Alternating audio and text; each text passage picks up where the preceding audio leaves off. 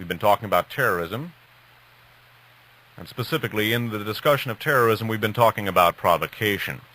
In Radio Free America number 4, we talked about the Turple Wilson operation to Libya. One of the main players on the terrorist stage in the last 15 years or so has, of course, been Libyan head of state Muammar Gaddafi, who now officially disowns terrorism and by most accounts has moved away from the terrorism which was one of the major hallmarks of his regime. However, it should be noted that although Gaddafi is portrayed as a Soviet dupe, in fact, the geniture of Gaddafi's terrorism goes back to the U.S. national security establishment. In Radio Free America number 4, we took a look at the Turple Wilson operation, which, although they were represented as being ex-CIA agents, in fact, they were not ex-CIA agents at all. In fact, Theodore Shackley, one of the main members of what the Christic Institute refers to as the secret team, stated as much in an article which is included in Radio Free America number 4, that from Gung Ho magazine in June of 1982. Gung Ho is a mercenary publication similar in scope and function to Soldier of Fortune, and in an article called High Stakes Mercs, the author, a fellow named J. David Truby, quotes Theodore Shackley as stating in no uncertain terms that the Turple Wilson operation was an active-duty CIA operation, which comes as no surprise to most of the people, the veteran political researchers who had studied that particular operation.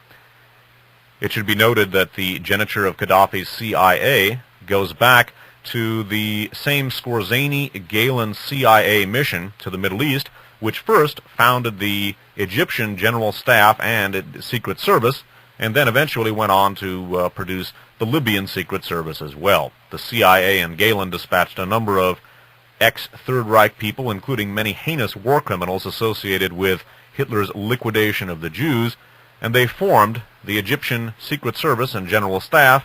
They also later put together the Libyan Secret Service as well, which got most of the training and arms for its terrorist cadre from the CIA and the U.S. National Security Establishment in the person of Messrs. Wilson and Turple. In Radio Free America number 32, we took a look at the Rex 84 martial law contingency plan, which was being drawn up by members of the secret team, Oliver North and Company. This would have provided for the institution of martial law in the United States in the event of, among other incidents, a terrorist incident. And one of the things that we looked at in Radio Free America 32 was the ominous connections between Oliver North and Company and many of the very terrorists who could have served as the pretext for the institution of Rex 84. And again, we're looking at this in the context of provocation and in the context of the Reichstag scenario. Now, going back again, because we're recounting a lot of information, recall now the Urea deal, brokered by Mansour al-Qassar, drug dealer and terrorist weapons supplier to, among others, Abu Nidal and Abu Abbas, two of the key players on the international terrorist stage during 1985 and 86. In an article that appeared in the New York Times of January 7th of 1989, the suspicion that I had was confirmed. This article came out the day before the first half of this broadcast, but as is often the case, my newspapers had begun backing up, and I did not read this until afterwards. But in fact, some of the key documents figuring in Oliver North's national security defense, as it's called, were indeed documents pertaining to the Urea shipment. And again, that shipment brokered in part not only by Skorzeny protege Gerhard Mertens' Merex Corporation, a BND front, it also was brokered by Mansour al-Qassar, a terrorist and drug dealer associated with Abu Abbas and Abu Nidal. Also, interestingly enough, a former member of the company, quote-unquote, an arms for drug smuggling ring, which apparently is indeed part of the company, quote-unquote, the CIA, or at least works with it. One of the key players there was a fellow named James Atwood. He was involved with the company. He also was involved with the Urea shipment. The judge who heard one of the key aspects of the company's operations, namely the assassination of Judge Wood in Texas, was the former Judge William Sessions, now head of the FBI, and the fellow who was very much involved in the bust of Pizza Connection 4. And remember the scenario of freezing the linebackers that we looked at last week. When Pizza Connection 4 broke, an awful lot of people have to have been looking over their shoulder, both in this country and in and around the Mediterranean. That would have made a lot of this country's hottest terrorist connections very, very sensitive due to the Stee-Bomb connection that I went into last week and that I outlined earlier in the broadcast this evening. And again, some of the key documents in Oliver North's national security defense did indeed pertain to the area. This from an article in the New York Times of January 7th of 1989. It's an article by Michael Wines, W-I-N-E-S, Dateline, Washington, headlined, Top Reagan Aides New North Case Faced Collapse. Subheaded, Warning Given by Walsh, Detailed Plea for Documents Was Denied Unanimously by 6-member panel. And skipping down in the story, the key part about the area reads as follows. 2 officials said the panel and Mr. Walsh disagreed in that period over a number of issues, including the use of some documents covering intelligence operations and other items already disclosed by news-gathering organizations. One result of those battles, officials said, was a decision by Mr. Walsh last month to drop his efforts to prosecute Mr. North on a wide array of private intelligence operations, still secret, that he supervised and apparently financed with proceeds from the Iran arms sales. For example, one official said, Mr. Walsh sought to use evidence that Mr. North purchased a Danish ship, the Aria, and used it in unauthorized intelligence missions, including shipping arms to the Nicaraguan rebels and attempting to acquire a Soviet tank. One official said Mr. Walsh was denied access to intelligence gathered about the ship, although many of its ventures had been widely publicized. A second official called that view nonsense, but added that Mr. Walsh was not allowed to use documents indicating that the ship was involved in operations, quote, that would have revealed U.S. activities of a similar nature, unquote. Excuse me, that last sentence again. A second official called the view nonsense, but added that Mr. Walsh was not allowed to use documents indicating that the ship was involved in operations, quote, that would have revealed U.S. activities of a similar nature.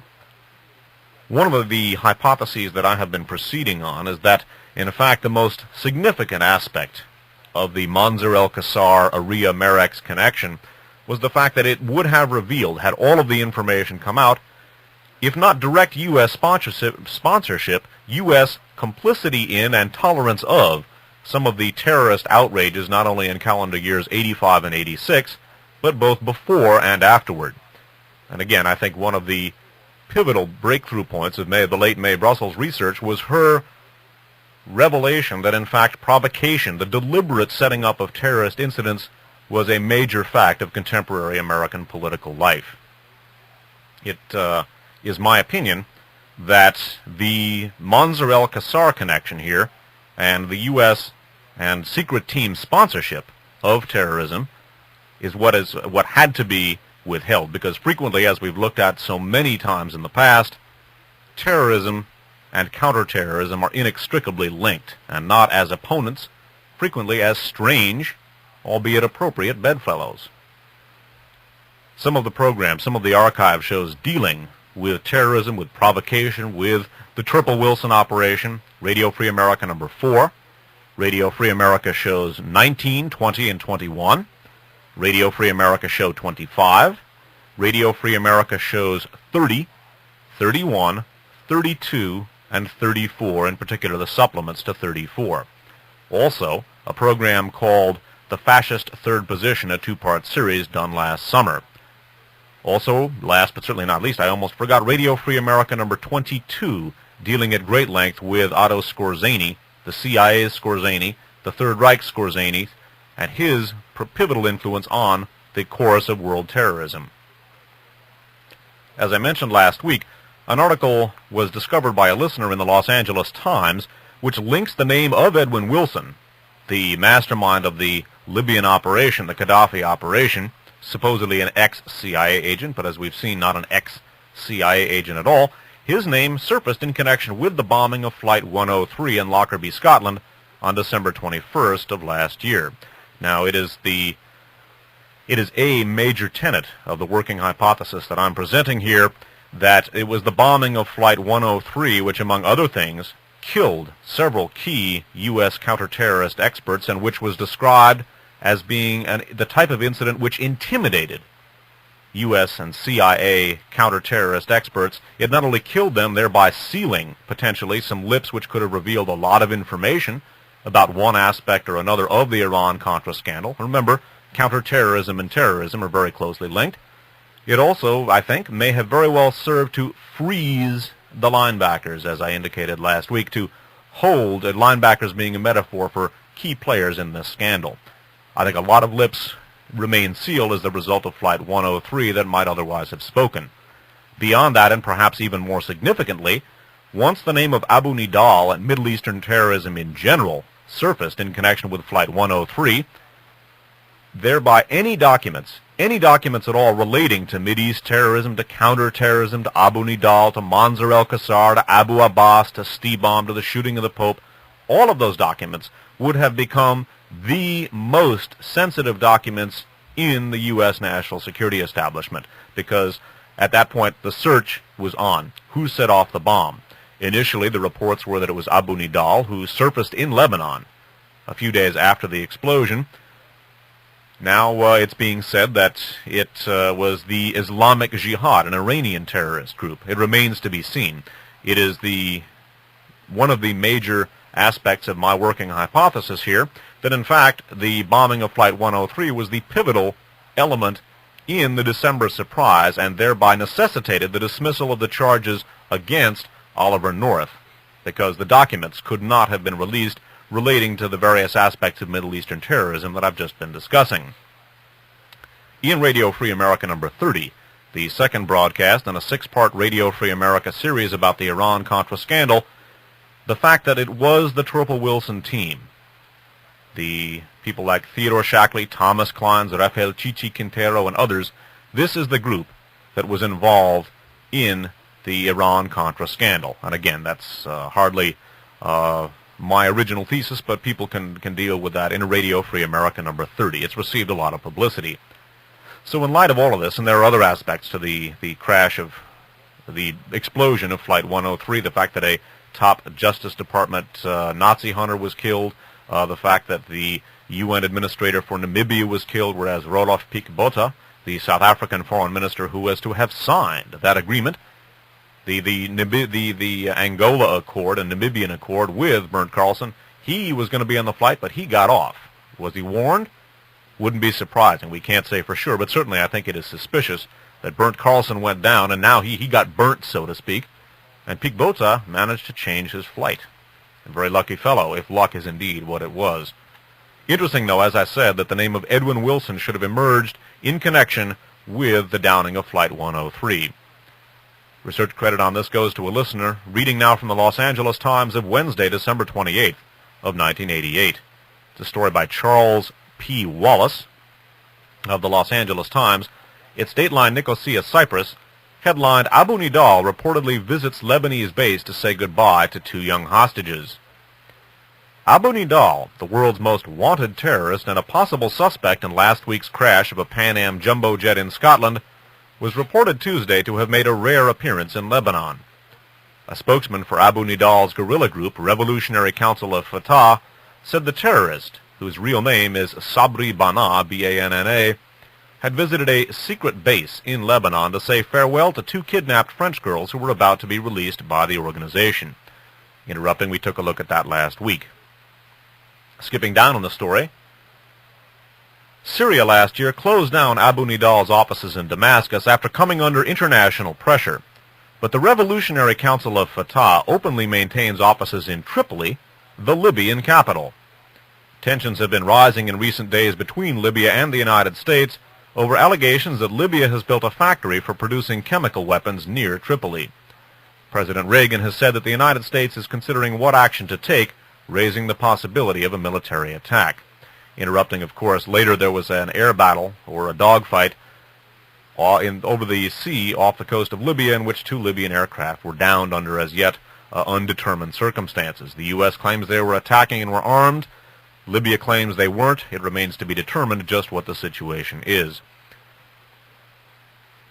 Skipping down again in the story, Some security experts in the Middle East have cited Abu Nidal's organization as the most likely suspect in the crash of PamAm Flight 103 in Lockerbie, Scotland last Wednesday, in which 259 people aboard the plane were killed.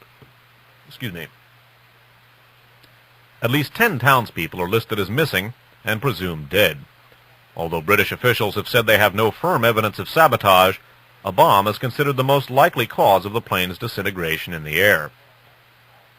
The experts noted that Abu Nidal's group had access to a powerful plastic explosive known as Semtex-H and air pressure-sensitive detonation devices because they were sold to the Libyan government by former CIA agent Edwin P. Wilson, who is now serving a prison sentence in the United States. So it is fascinating that the name of Ed Wilson, one of the key, obviously the man for whom the Turple Wilson team was named, at least in our parlance here, and a key player himself on the international terrorist stage. Interesting that his name should have been mentioned in connection with this. Remember now, one of the major foci of provocation is to justify one's own actions. Again, consider the floating of the Abu Nidal name, and we don't know precisely who set off this bomb. I suspect it was us, basically, i.e. the American national security establishment. But interesting that Edwin Wilson's name is floated in connection with this. Wilson associated with Gaddafi, of course. Gaddafi associated with Abu Nidal. Interesting, too, that the director of the CIA, when the Triple Wilson operation was launched, none other than President-elect and current Vice President George Bush. So, again, we don't know precisely who set off the bomb. The working hypothesis here says that it was us. We have met the enemy, so to speak, and he is us. Again, fascinating that Edwin Wilson's name should have surfaced in connection with the pressure-sensitive fuse device or triggering device that apparently, at least according to demolitions experts, brought down Flight 103. That Oliver North's documents indeed would have revealed some active CIA contacts and thereby necessitating their continuing to remain secret was maintained. This was revealed in a number of different articles. Very briefly, one of them appeared in the San Jose Mercury News of Thursday, January 12th of 1989. It's a story by Alfonso Chardy, who's done some great writing on the Iran-Contra scandal. State Line Washington headlined, "Documents in North's case reportedly list CIA contacts." The secret documents withheld by the Reagan administration from the prosecution of Lieutenant Colonel Oliver North include the names of several Latin American government officials who work for the CIA and whose exposure, officials fear, would disrupt U.S. intelligence activities in several countries, sources close to the Iran-Contra probe say. Again, I wonder if perhaps some of the CIA people that would have been revealed might have been people like perhaps Manzur el-Qassar or even Abu Nidal or Abu Abbas. Again, I think the Latin American officials here is not what they were worried about. At any rate, again, Oliver North here employing what is known as the national security defense, in which basically one's work for the U.S. government is used as a defense for criminal activity. And again, it is the contention of my working hypothesis, the central feature of my working hypothesis, that when Flight 103 went down, documents relating to U.S. counter-terrorist operations in 85 and 86, U.S. or Middle Eastern terrorism in general, would have become the hottest and the most sensitive documents in the whole U.S. national security establishment, mandating that they could not be released because they were involved in a critical, ongoing investigation. Beyond that, it's important to note, too, that public sentiment, given the horror of the Flight 103 outrage, would have been firmly against release of documents which might have been perceived to compromise such an investigation. It does not appear that the legal maneuvering in connection with Oliver North even got to that stage, but had it gotten to that stage, anything having to do with Abu Nidal, etc., would have had to have been made secret, and I think the public would have strongly supported it. Recall Ali Mania in the summer of 87, albeit a largely, I think, manufactured phenomena at first, it appears to have taken hold, at least to a certain extent. That the bombing of Flight 103 became a top priority of the U.S. national security establishment, one could take that for granted. Confirmation of that from the San Francisco Chronicle of Friday, January 13th of 1989. A portion of a Jack Anderson column headlined, "The Bombing of Flight 103." Skipping down. Now, the PamAm bombing has become the top intelligence-gathering priority for the CIA. Our sources say they are prepared to spend, quote, several $1 million, unquote, to find out who is responsible.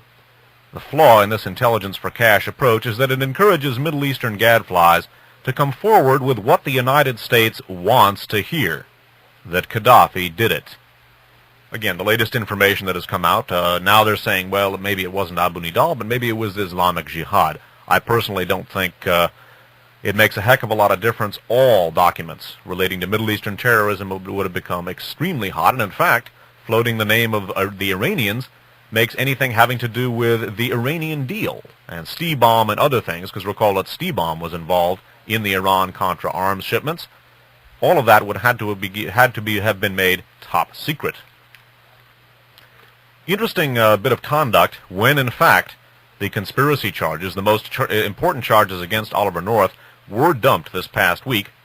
Interesting that Judge Gazelle took he took a very hostile approach to some efforts by the Christic Institute, the public interest law firm that's gained well-deserved fame in progressive political circles over the last couple of years. They were trying to get some information to Gazelle that would have perhaps provided light or shed some light on the machinations of Oliver North and company.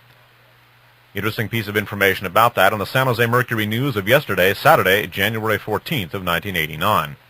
An article by Aaron Epstein of the Mercury News Washington Bureau, Dateline Washington, headlined, "Conspiracy and Theft Charges Against North Are Dropped."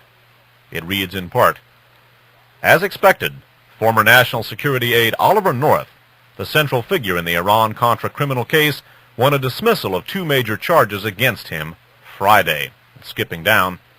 In his opening remarks Friday, Gazelle denounced the Christic Institute and its lawyer Daniel Sheehan for trying to intervene in the North case in a, quote, a highly unprofessional and improper, unquote, manner.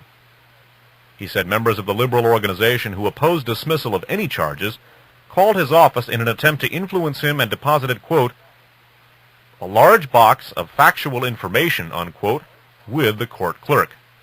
He said he would order the papers shredded without reading them. I wonder why. Remains to be seen. Perhaps people will have some thoughts about that. Speaking of the Christic Institute suit, an interesting development, I don't know if it's directly related to an aspect of the December surprise, but worth perhaps mentioning in this context. Again, I don't see any direct relation necessarily, except that obviously all of these operations hook up at a certain level. That is to say, the drugs were used to provide the working capital for the Contras, as well as for some of the arms shipments to them. According to the Christic Institute's claims in their lawsuit, an American who has been operating a ranch in Costa Rica, a fellow named John Hull, was a major player in the Contra war and the illegal Contra support effort.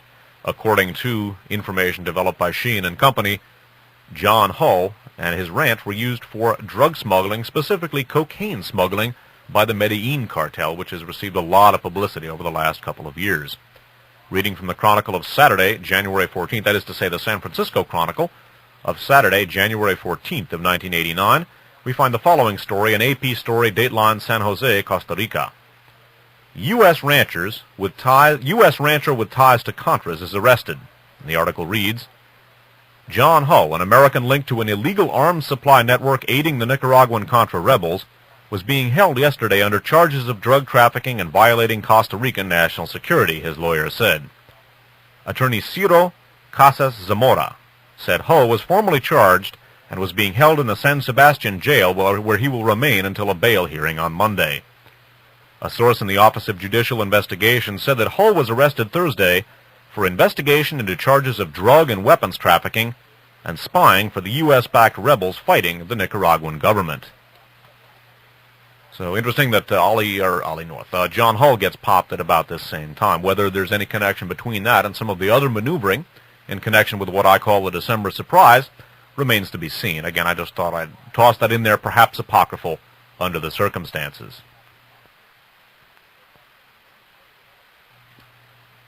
One of the major elements in this working hypothesis which I've been developing concerns the significance in terms of the Iran-Contra scandal and American covert power politics in general of the pizza connection cases.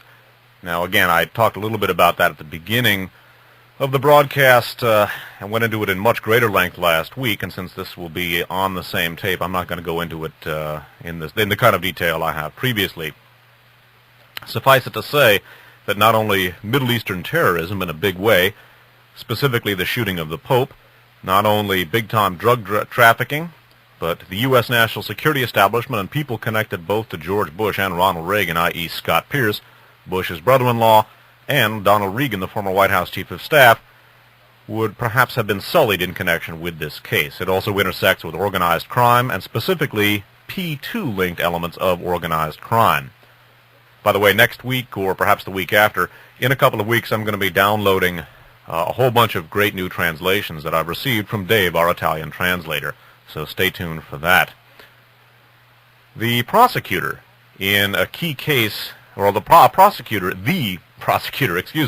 in the Pizza Connection cases, numbers, well, certainly 1, 3, and 4, possibly number 2 as well, as we have hypothesized that they are all the same case.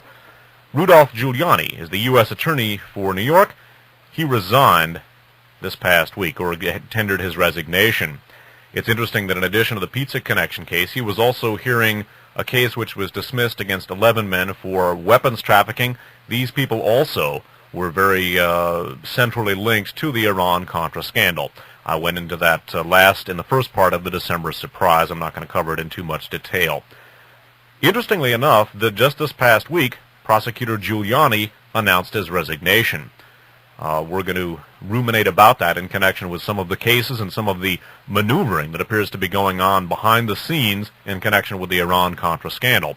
Interestingly enough, Giuliani has been mentioned as a possible mayoral opponent of Mayor Ed Koch in New York City, the nation's largest city. An article about Giuliani's resignation appeared in the San Jose Mercury News of Wednesday, January 11th of 1989. This story is Dateline New York, headline, Prosecutor Giuliani to quit. Subheaded, high-profile U.S. attorney may run for New York mayor. U.S. Attorney Rudolph W. Giuliani, Giuliani, who prosecuted mafia chieftains, millionaire Wall Street insider traders, corrupt municipal officials, and drug kingpins, announced Tuesday that he would resign at the end of the month, fueling speculation he might run for mayor of New York City. Giuliani, 44, whose high-profile cases earned him a national reputation as a crime fighter, said he had no definite plans but probably would practice law with Dennison Young, Jr., his longtime deputy and spokesman, who also is leaving. But he refused to rule out a race for mayor against Democrat Edward Koch, who in all probability will seek a record 4th term at City Hall this year. Quote, I can't answer that question, unquote. The dark-haired, quick-spoken Republican with a penchant for gathering headlines responded when pressed by reporters about mayoral ambitions. Quote, I have not shut the door on the possibility of running for mayor, unquote. Skipping down on the story, his office has jailed the leaders of New York's 5 organized crime families, broken the Pizza Connection, unquote, heroin operation, pressed insider trading cases that brought guilty pleas from Ivan Boesky, Dennis Levine, and Drexel Burnham Lambert, and convicted Representative Mario Biaggi and the defense contractor Wedtech on bribery charges. It should be noted that there are a number of interesting connections between Wedtech and not only the Reagan administration, but also the Iran-Contra scandal itself. Skipping down on the story, in recent weeks, Giuliani has suffered several setbacks, including the acquittal of former Miss America Bess Meyerson in a divorce-fixing case, and dismissal of charges against 11 businessmen accused of smuggling arms to Iran. A judge declared a mistrial Tuesday in Giuliani's stock manipulation case against GAF Corporation, saying his office had withheld key evidence. Those last couple of sentences again. In recent weeks, Giuliani has suffered several setbacks, including the acquittal of former Miss America Bess Meyerson in a divorce-fixing case and dismissal of charges against 11 businessmen accused of smuggling arms to Iran. A judge declared a mistrial Tuesday in Giuliani's stock manipulation case against GAF Corporation, saying his office had withheld key evidence. Last week we talked about the dismissal of the charges against the 11 businessmen. One of the names mentioned in connection with that was the late Cyrus Hashemi. Cyrus Hashemi, according to former CIA arms trafficker Richard Brennicke, was in fact one of the people present at the October surprise, or the alleged October surprise. I'm convinced that it was real. The apparent deal cut by the Reagan administration and the Khomeini regime in Iran to withhold the U.S. hostages in the U.S. embassy until after Reagan was guaranteed election and Jimmy Carter's defeat was assured. And again, we went into the October surprise in Radio Free America number 31, and we've touched on it in some other connections as well. In particular, a miscellaneous archive show called The Political Resume of George Bush, done just before the recent presidential campaign. Now, the stock manipulation case against GAF, which stands for General Aniline and Film, is perhaps worth noting for our purposes here. I'm noting the resignation of Rudolph Giuliani at this time, and I wonder, again, one can't say for sure, but I wonder whether his resignation was in connection with some of these cases. One can only speculate. I wonder perhaps, and again, this is pure speculation and should be taken as such, I wonder if perhaps a deal was cut behind the scenes, whether one perk of one type or other, say perhaps the New York mayoral race or something of that type, was offered to Rudolph Giuliani, and perhaps in exchange for perhaps not prosecuting the Pizza Connection case as fully as he might have. It should be noted that even though a lot of the mafiosi have been arrested, I haven't read anything about any officials from Merrill Lynch, Pierce, Fenner & Smith, or E.F. Hutton having been arrested. And it seems to me that if they were indeed laundering funds for this operation, there should have been some criminal indictments there, too. Now, speculating about Rudolph Giuliani and the interesting timing of this resignation, it comes within a month of some of the most important cases he's ever heard. Pizza Connection 4, the dismissal of the charges against the 11 businessmen, which we covered in the first part of the December surprise, and the interesting case, the stock manipulation case against General Aniline and Film, which was declared a mistrial because Giuliani withheld evidence that could have been used by the defense. And again, I wonder if perhaps a deal was cut behind the scenes. The GAF case is worth taking a quick look at because of the person who represented General Aniline and Film, and because of the political the political heritage, the historical background to the company General Aniline and Film. Reading now from the San Jose Mercury News of Thursday morning, January 12th of 1989. On the front page of the business section, we see an article by Rick Gladstone of the Associated Press. It's Dateline, New York, of course, AP. Headline, Giuliani exit comes at key time. And that is a fact. Skipping down in the article, quote, anybody would have to say his performance as a prosecutor was effective, said Arthur Lyman, a leading attorney who represents Milken and GAF. Milken, by the way, is a fellow who is known for the junk bond market, and GAF in the securities fraud prosecutions. So this is really interesting that Arthur Lyman, who achieved fame of sorts in 1987 as the counsel for the Congressional Committee looking into the Iran-Contra scandal, and who many people, myself included, felt did a very tepid job of questioning the people involved. Most of the important areas were completely avoided or not gone into in any detail. It's interesting here that Arthur Lyman should have been defending General Aniline and Film. Now, in the past, we took a look at the fact that it was the law firm that Arthur Lyman worked for that, among other things, drew up the incorporation papers for TCI, the electronic countermeasures, the electronic warfare and intelligence gathering company, which was headed up by none other than Otto von Bolschwing. Von Bolschwing, a key SS officer and participant in the final solution to the Jewish problem during World War II, according to many accounts, the head of Reinhard Gehlen's North American operation, certainly a key Gehlen operative, and a person who also was the protector of a woman named Helena von Damme, who selected all of the, von Damme knew him socially, worked for TCI. Von Damme also was responsible for selecting all of the people from whom Ronald Reagan selected his appointments when he was governor of California, functioned in a similar capacity when Reagan jumped to 1600 Pennsylvania Avenue in 1980. We took a look again at that in Radio Free America number 3 and came back to it also in number 30 as well. Again, Arthur Lyman, his law firm, Lyman himself was in law school at the time, but that law firm drew up the incorporation papers for TCI. That same Arthur Lyman also represented, or no, I guess actually it was the law firm that Lyman worked for, also has represented Henry Kissinger among others. We took a look at the Kissinger connections to the Iran-Contra scandal in Radio Free America number 31. And Arthur Lyman also had represented, among others, Robert Vesco, a key U.S. intelligence operative for many years, although allegedly a fugitive. In fact, he has been protected by the United States government because of his massive activities on their behalf, notably drug trafficking. We've gone into Vesco and his various U.S. intelligence and drug trafficking connections. We focused on it in a significant way in Radio Free America number 25, among others. We also came back to Vesco in number 29 as well. It's interesting here, again, that Arthur Lyman was representing General Aniline and Film. General Aniline and Film is an interesting company, too. And again, this part of the program is by way of rumination and speculation. The exact nature of the relationships between some of these elements here, if indeed there is a direct relationship, remains to be seen. But the timing of the Giuliani resignation, the fact that Lyman is representing General Aniline and Film, and that Giuliani withheld evidence, which caused a mistrial, I think is worth taking note of. General Aniline and Film is an interesting company, and its heritage too goes back to the Third Reich, and we're going to ruminate a little bit about General Aniline and Film in a second. Wasn't always called General Aniline and Film. It used to be called American I.G. Farben. Recalled in Uncle Sam and the Swastika, in Radio Free America's 1 and 2, and also in a miscellaneous archive show called South Africa, the Third Reich, and the Bomb.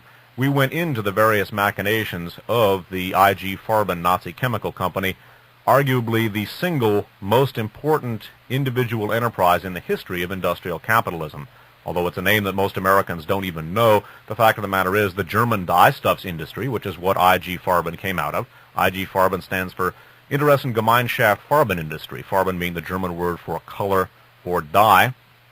The German dyestuffs industry is inextricably linked with the history of modern Germany, with the history of the Third Reich, and is one of the, if not the most important industrial concerns in the history of capitalism. Of General Aniline and Film and what caused American IG to change its name to General Aniline and Film, a good account of that is provided in a book we've used in the past. That book is called The Crime and Punishment of I.G. Farben. It's authored by Joseph Borken. The hardcover edition was by the Free Press, a division of Macmillan and Company, and it was copyrighted in 1978 by the Free Press. There's also a softcover edition put out by Signet, I believe it was, or perhaps Pocket Books. That was copyright 1979. And of General Aniline and Film and why it changed its name, we find the following account. The outbreak of war on September 1st, 1939, emphasized the fact that time was running short if I.G. Farben's foreign assets were to be successfully cloaked. A week later, the problem was seriously complicated. Edouard Greutert, Greutert, I.G.'s chief Vertrauensmann in Switzerland, suddenly died. IG officials were so preoccupied with the camouflage problem that they could hardly talk of anything else at his funeral. In American IG, some superficial cloaking steps were taken immediately. American IG changed its corporate name to General Aniline and Film Corporation, GAF, eliminating the incriminating IG initials. The change, a public relations spokesman frankly explained, resulted from, quote, a belief that German names caused business prejudice in this country, unquote. Hermann Schmitz and Karl Bosch resigned from the board. The Germanic complexion of the executive committee, however, remained. D.A. Schmitz, Rudolf Hutz, and Wilhelm H. vom Rath, R-A-T-H, were all IG-related figures. A bit of background here. Following the German defeat in World War I, German corporations, and IG Farben in particular, became adept at corporate camouflaging, or corporate masking as it's called. This is the deliberate hiding of the true ownership of a given company in order to avoid tacky considerations, such as the fact that this company is owned perhaps by the Third Reich, as obviously IG Farben was. The maneuvering described in that passage by Borken, who, by the way, worked with James Stewart Martin, the author of All Honorable Men, a book we relied on in the first two Radio Free America shows and in Uncle Sam and the Swastika in particular, James Stewart Martin having headed up the economic warfare section of the antitrust division of the Department of Justice during World War II. Borken worked with him in that particular department. It's worth noting that IG Farben, after the end of World War II, was nominally broken up into its component companies, although essentially the IG companies continue to wield a powerful influence on the world stage. People are familiar, for example, with the Bayer Company, the company that developed aspirin, that also developed first heroin and then methadone, originally called Dolafine, a synthetic morphine derivative developed by the Germans to treat casualties in World War II. The Bayer Company, Bayerische, actually means Bavarian, a German adjective. The various member companies of the IG were broken up. The IG itself was broken into its component companies at the end of World War II, but the fact of the matter is that the breakup of the IG was really a superficial ruse, in much the same way as the antitrust laws in this country were around the turn of the century. In a nutshell, and this is an oversimplification engaged in here, something of an oversimplification engaged in for the purposes of brevity here, the antitrust legislation was supposedly aimed at breaking up trusts in which various companies got together and regulated an entire industry. And this was deemed to be illegal. To a considerable extent, the antitrust legislation was hollow in that it broke up the huge trusts, but it didn't really remove the ability of the member companies of the trusts to regulate a given industry. Recall the antitrust legislation was aimed at monopolies, where a single company can develop a total dominance over the market in a given individual area. However, it didn't say that a whole bunch of companies all owned by the same people could do the same thing. So, for example, old Standard Oil was broken up into its member companies, although no longer did you have one company dominating the petroleum industry as Standard Oil did. It was owned by the Rockefellers. Instead, it was broken up into Exxon, which is Standard Oil of New Jersey. It used to be called ESSO, E-S-S-O, which was a corruption of S-O, Standard Oil. Standard Oil of New Jersey, the most important of the Standard companies. People are familiar with Mobil Oil. Well, Mobil originally was called Saucony Mobil, and before that, Saucony Vacuum. Saucony is Standard Oil Company of New York. That also is a part of the old Standard Company, and it's owned by the Rockefellers as well. Chevron is Standard Oil of California. Amoco is Standard Oil of Indiana. Sohio, Standard Oil of Ohio, and so forth. And although Standard Oil was broken up into its components, they're still all owned by the same people. Again, that's something of an oversimplification, but a very similar thing was done with IG Farben.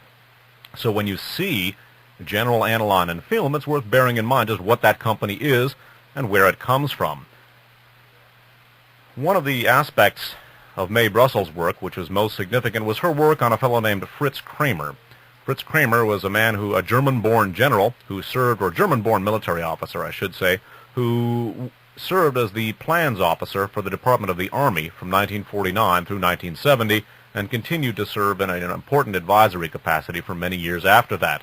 His son Sven Kramer is still on the National Security Council and was retained by Frank Carlucci after Carlucci replaced Oliver North as White House National Security Advisor.